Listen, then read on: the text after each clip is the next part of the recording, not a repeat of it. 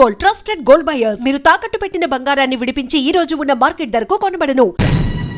ఎలా దెబ్బ కొట్టాలన్నా కుదరటం లేదు.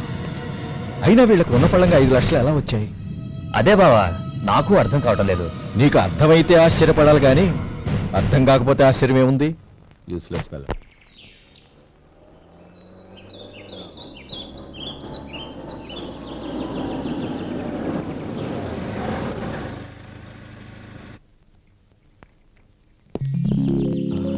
నువ్వు ఎక్కడే ఉండు. అన్నయ్య మూడు ఎలా ఉందో చూసి నేను లోపలికి తీసుకెళ్తాను. ఓకే? అలాగే.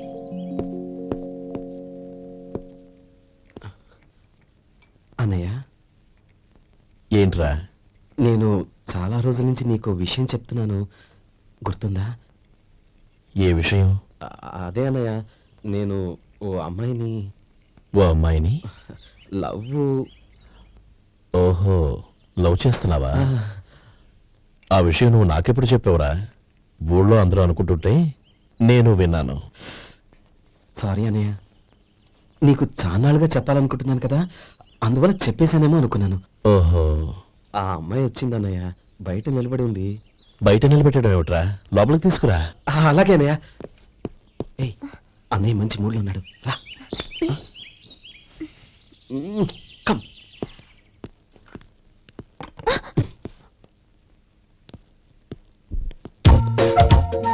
ఎందుకంటావేంటయ్యా? ఆ అన్నయ్య మాట వినగానే మీ డాక్టర్ గడగడ వణికిపోతాడు. అసలు డాక్టర్ చదివే తమ్ముడిని అలా భయపెట్టచ్చా? తప్పు కదా? తప్పేనండి.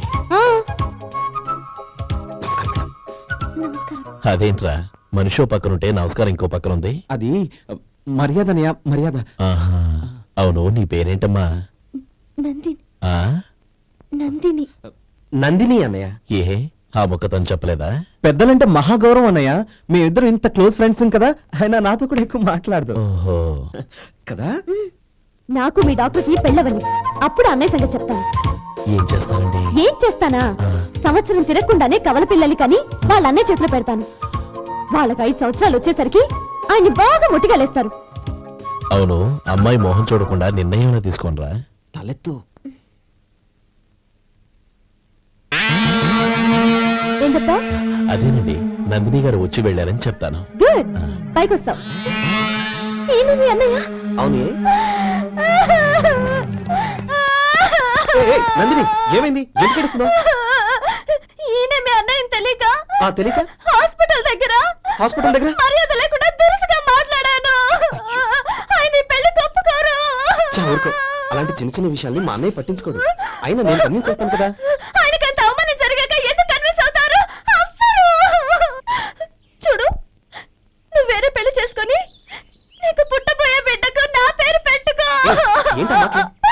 నేనే నుయ్యగుయ్య చూసుకుంటాను. అదిగో ఆ చూపు చూడు, ఆ చూపు ఒకలా ఉంది. శేఖర్, ఆ అమ్మాయి చెప్పింది నిజమే. తనని ఎప్పుడైతే హాస్పిటల్ దగ్గర చూశానో అప్పుడే నేను నిర్ణయానికి వచ్చేసాను. విన్నావా? నేను చెప్పానుగా, ఆయన ఆల్రెడీ ఓ నిర్ణయానికి వచ్చేసారట. ఇక నేను వెళ్తాను. అలాగే వెళ్ళు. వెళ్ళి ఈసారి వచ్చేటప్పుడు మీ అమ్మా నాన్నల్ని తీసుకురా. ముహూర్తాలు ఎప్పుడు పెట్టుకోవాలో నిర్ణయించుకుంటాం. అర్థం కాలేదా? నువ్వే మా వాడికి సరైన చోటి. అదే నేను తీసుకున్న నిర్ణయం. బావగారు, నన్ను ఆశీర్వదించండి. లేమా, శీఘ్రమేవ కళ్యాణ ప్రాప్తి రస్తు.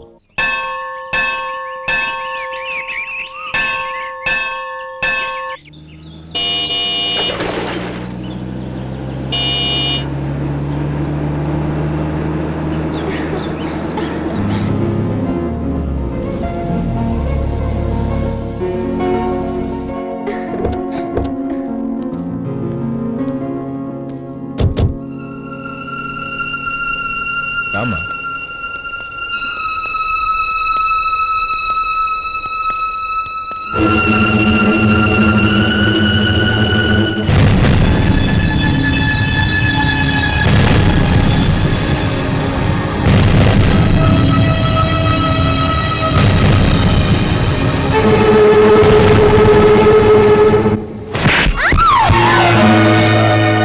పరువు తీసావు కదే.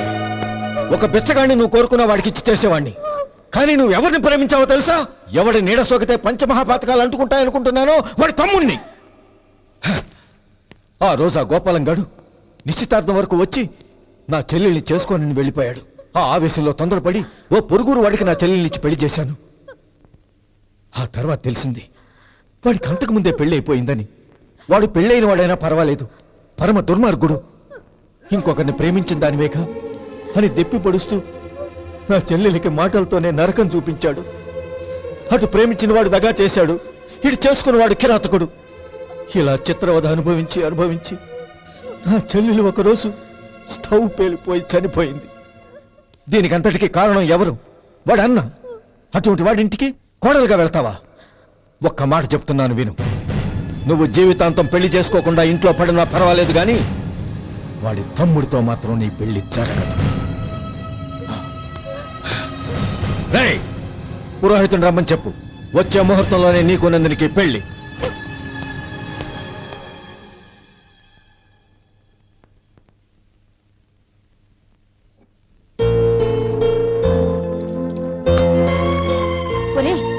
అదేంట్రా ఒక ముద్దైనా తినకుండా చేయగడిగేశావు? నాకు ఆకలి కాలేదు నానమ్మ.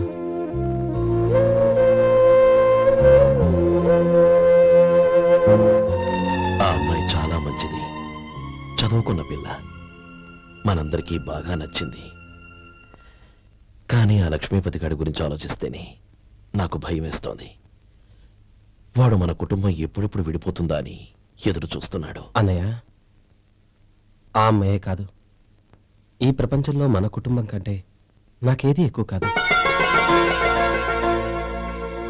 ఆ పెళ్లి గురించి నేను మర్చిపోయాను, మీరు మర్చిపోండి.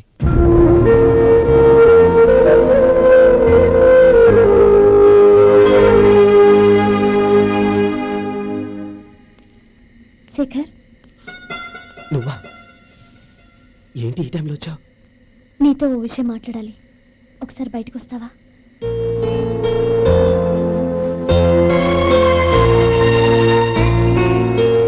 ఏంటి సూట్ కేసుతో వచ్చావు?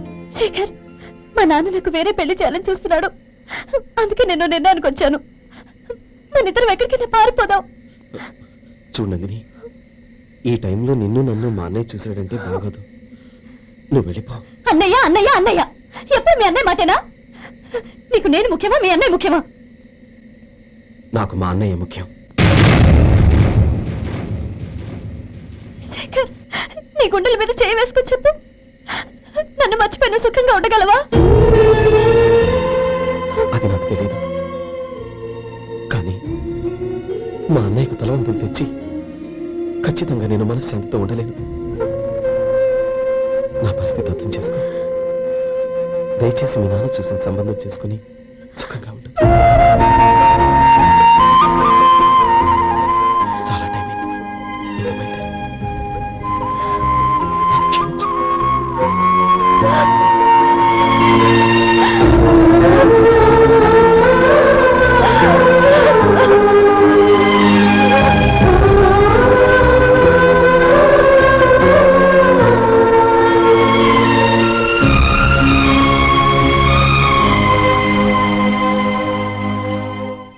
ఏంట్రా అలా మౌనంగా కూర్చున్నావు? ఏం లేదురా, కోరుకున్న అమ్మాయి రా పారిపోదామని వస్తే మా అన్నయ్య బాధపడే పనేది నేను చెయ్యలేను. నన్ను క్షమించని ఆ అమ్మాయిని పంపించేసాడ్రా నా తమ్ముడు. అదిరా వాడికి నా మీద ఉన్న అభిమానం. ఇంతవరకు వాడు అడిగింది ఏది నేను లేదనలేదు. ఒక అన్నగా వాడి పట్ల నా బాధ్యతలన్నీ నెరవేర్చాను. అలాంటిది ఈరోజు వాడు మనసారా కోరుకున్న అమ్మాయిని వద్దని నేను ఎలా చెప్పగలనరా? వాడి సంతోషం కంటే నాకు కావాల్సిందే ఉంది. అందుకే నేను ఒక నిర్ణయానికి వచ్చాను. ఓపెనింగ్ స్టాక్ 31,700 అండి. ఈ రోజు 200 లారీల్లో 21,500 ప్యాడీ వచ్చిందండి. అవి ఈ పక్కన సర్దించానండి. తర్వాత ఇవి నిన్నొచ్చిన ధాన్యం బస్తాలండి. 50 లారీల్లో 5,000 బస్తాల బియ్యం బయటకు పంపించామండి. సాయంత్రానికి మన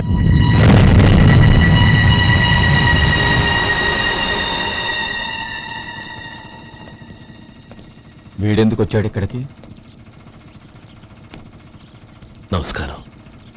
ఎందుకు వచ్చాడో అడుగు. నీ సహాయం అర్థించొచ్చాను.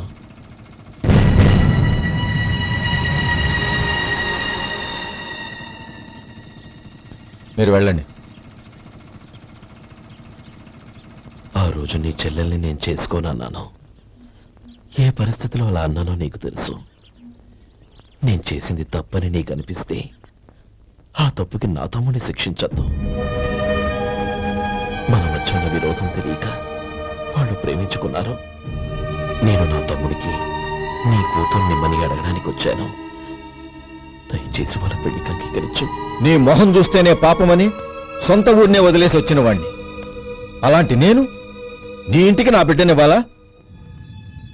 ఇన్నేళ్లుగా నీ నీడ కూడా నా మీద పడకూడదని పట్టుదలగా ఉన్న నేను దాన్ని వదులుకొని నీతో సంబంధం కలుపుకోవాలా?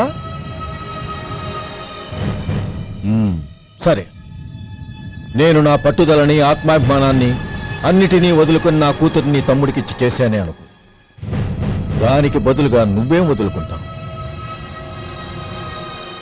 ఏం వదులుకుంటావో చెప్పు.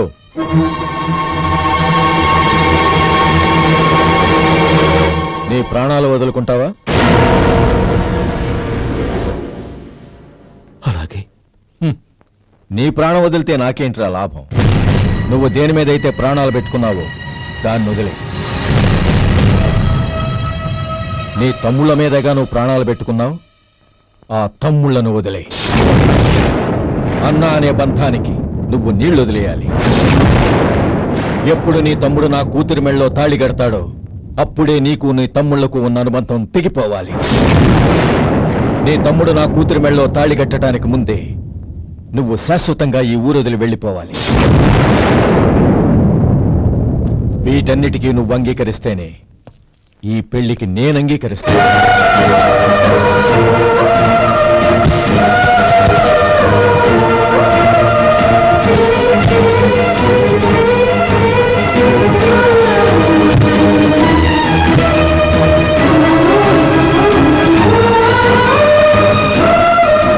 ఏమంటావు?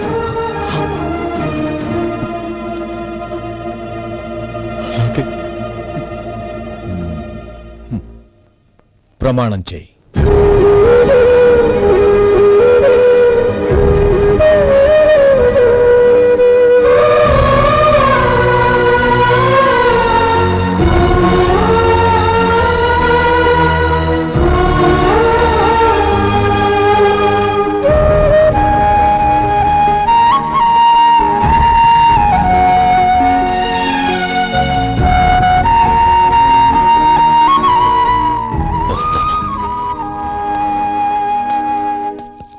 అంకుల్, నందిని నాకిచ్చి పెళ్లి చేస్తానని చెప్పి ఇప్పుడు వాడి తమ్ముడికిచ్చి చేస్తానని మాటిచ్చారేంటి? రే, నువ్వు నోరు మూసుకోరా.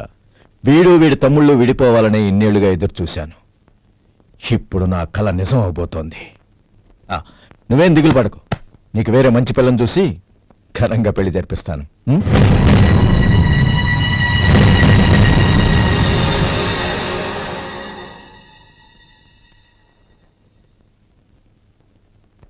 శేఖర్, మధు, నానమ్మా, రే, నువ్వు చాలా అదృష్టవంతుడివిరా. లక్ష్మీపతిని కలిశాను. పాప అనవసరంగా వాడిని అపార్థం చేసుకున్నావురా. వాడెంతో ఆప్యాయంగా నన్ను పలకరించాడు. ఆనందంగా ఈ పెళ్లి ఒప్పుకో.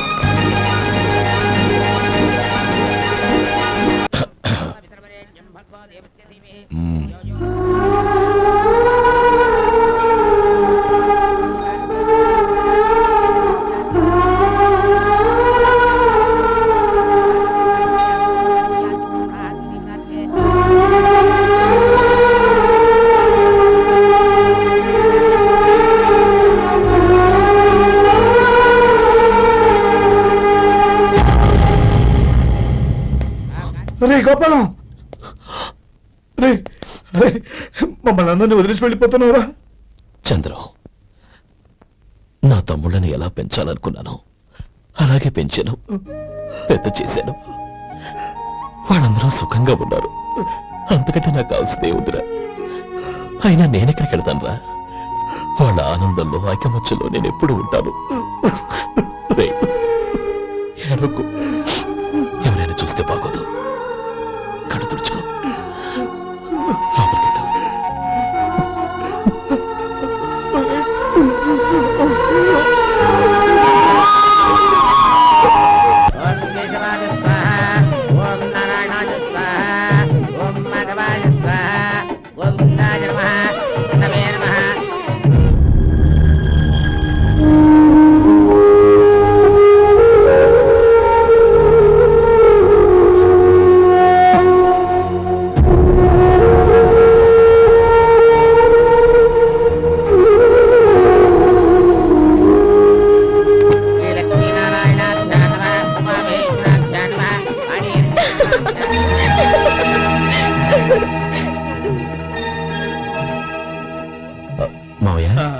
అన్నయ్య ఇక్కడ పని మీద బయటికి వెళ్ళాడు, వచ్చేస్తాడు.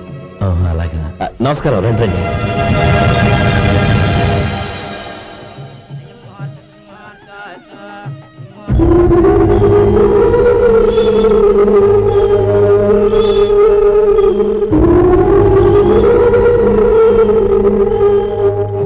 చంద్రు, గోపాలం ఎడ్రా ఎక్కడా కనపడడం లేదు. ఇందాక నీతో మాట్లాడుతుండగా చూశాను. అది ఎవరినో పిలవడం మర్చిపోయాడంట, అక్కడికి వెళ్ళాడు. ఈ పాటికి వచ్చేస్తుంటాడు. అలాగే.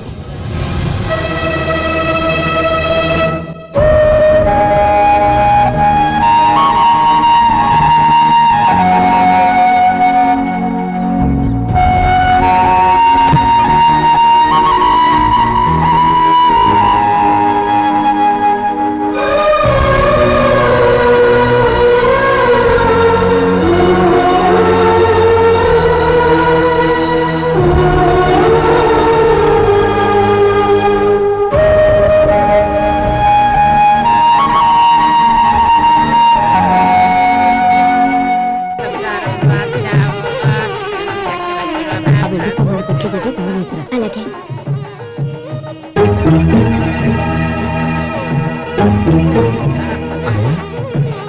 పెద్దని ఏడి? చిన్న పని మీద బయటికి వెళ్ళాడంట, ఇప్పుడు వచ్చేస్తాడు. భజంత్రీలు బాబు, తాడిబుట్టు అందుకోండి. ఆపండి.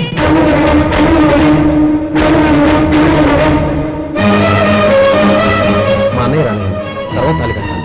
అదేంటి బాబు, ఆలస్యం అయితే దుర్ముహూర్తం వచ్చేస్తుంది. మా అన్నయ్య ఎప్పుడు వస్తాడో అప్పుడే నాకు మంచి ముహూర్తం. దుర్ముహూర్తం వచ్చాక తాళి కడితే శుభం కాదు. మా అన్నయ్య లేకుండా చేసే ఏ పనైనా నాకు శుభం కాదు. నేను తాళంటూ కడితే అది మా అన్నయ్య వచ్చిన తర్వాత.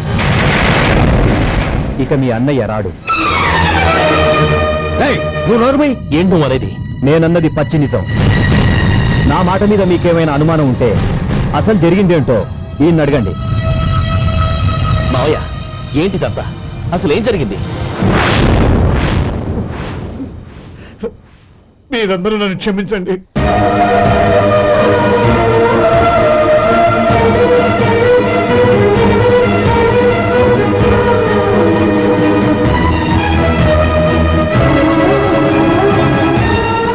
ఇది బాబు జరిగింది.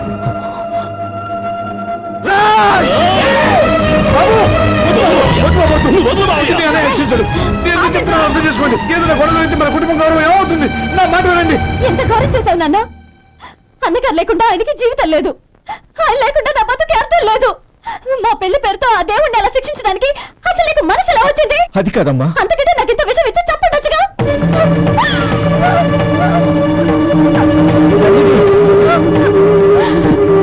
నందిని, నందిని, నందిని, అమ్మా నందిని, నా మాట వినమ్మా. తలుపు తీయి. నందిని, ఎందుకే బాధపడతావు? వాడు కట్టుకోకపోతేనే నిన్ను చేసుకోవడానికి నేనున్నానుగా.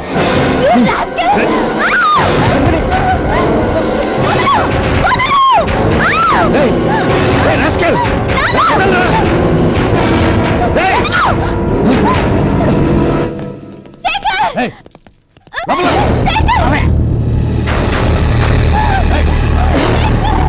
బాబు, బాబు, నా మేనల్ని నా బిడ్డను ఎత్తుకుపోతున్నాడు. నా జీవితం నాశనం అయిపోతుంది.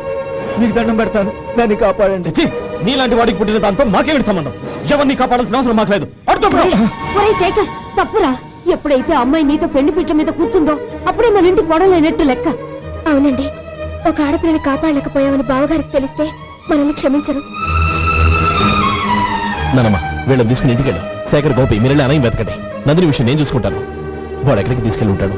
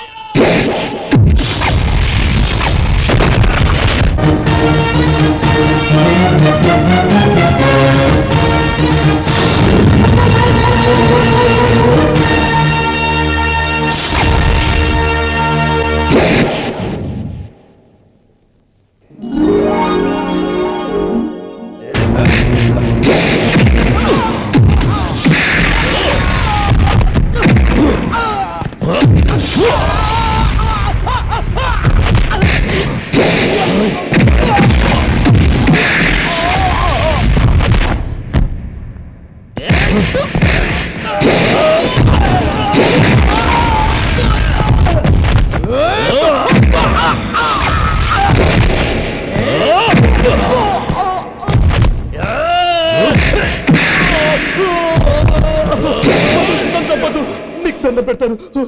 చంపదు.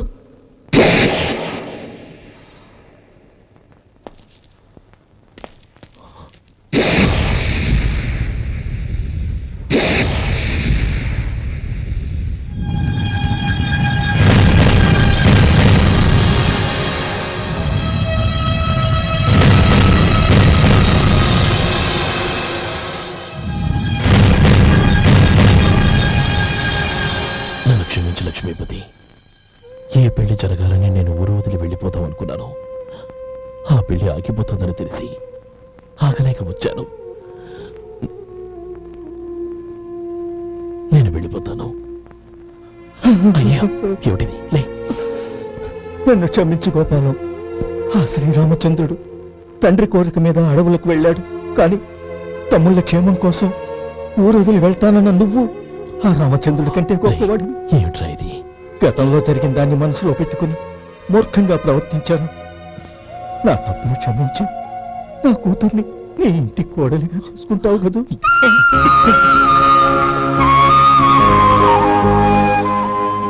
బావా, నా మనసులో ఉన్న కోరిక చెప్పనా? చెప్పు బావా. నాకింకో జన్మంటూ ఉంటే నీ తమ్ముడిగా పుట్టాలని